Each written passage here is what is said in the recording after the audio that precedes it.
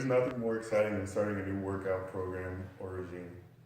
But oftentimes you can find yourself walking around the gym, going from machine to machine, and before you know it, you discourage and leave. All that positive energy wasted. Why is that? A lack of planning. Jim Rohn, motivational speaker, says, "Success is neither magical nor mysterious. Success is just a natural consequence of consistently applying the basic fundamentals." I'm going to present to you some factors to consider when choosing an effective exercise regime. Some programs may seem wonderful, but you also have to think about your own goals and if it fits in. We're going to discuss exercise selection, goal setting, and the importance of having a plan. Exercise selection can make or break a good program, and there are many things to be considered when choosing the right exercise. To paraphrase Louis Simmons, small, weak, and injured is no way to go through life.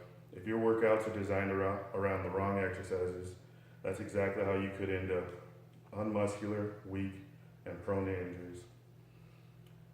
For any selection of body parts, a compound exercise is far superior to an isolation exercise, provided the compound exercise fulfills the other criteria for said body parts. Compound lifts engage and work more muscles than isolation exercises. Isolation exercises are generally best saved for the end of your workouts.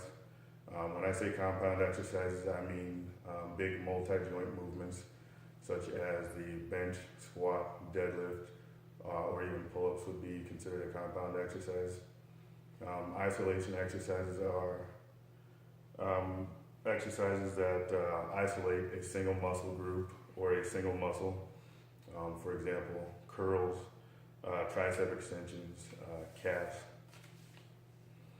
And the more an exercise moves a joint through the full range of motion, the better it is. So you're gonna be working the muscle potentially with less weight, putting a greater stress on the entire muscle as opposed to shortening the range of motion.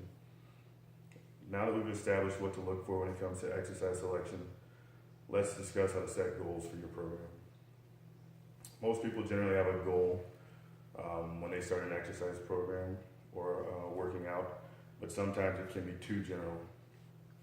A common goal that people usually have is to get healthy, and that's just too general. It doesn't cover anything. I mean, getting healthy is many different things to many different people.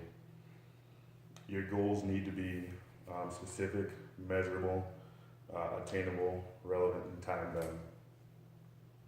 I will lose weight is an example of a specific goal. I will lose 2 pounds 2 pounds of fat over the course of the next 12 weeks is a specific goal. It's measurable, and if you lost 2 pounds of fat over the course of 12 weeks, it would be actually really good.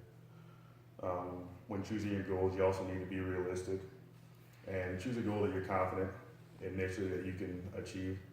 You don't want to set yourself up for failure and give up when you're not attaining those small goals like the 2 pounds at the end of every week. Or let's say you said 4 pounds, that's pretty unlikely.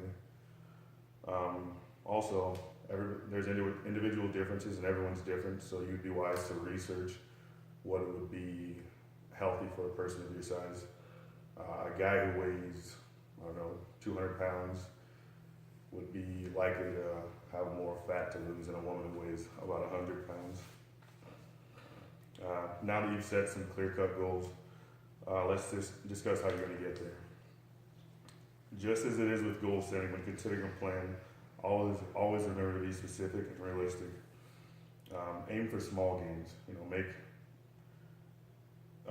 Accept like the small victories that you get. You don't necessarily need to always keep your eye on that end goal of the 24 pounds. It's easy to understand that a journey of 1,000 miles begins with one step. It's after the first few miles that the goal may start to seem unreachable, but the way forward hasn't changed, only your point of view has.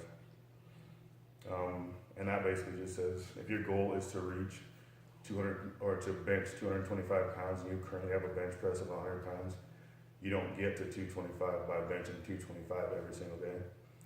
how you get there is you start at 100 pounds, and then you add 1 pound, then you add another pound, and before you know it, if you keep focused, you'll be at 225 pounds before you know it.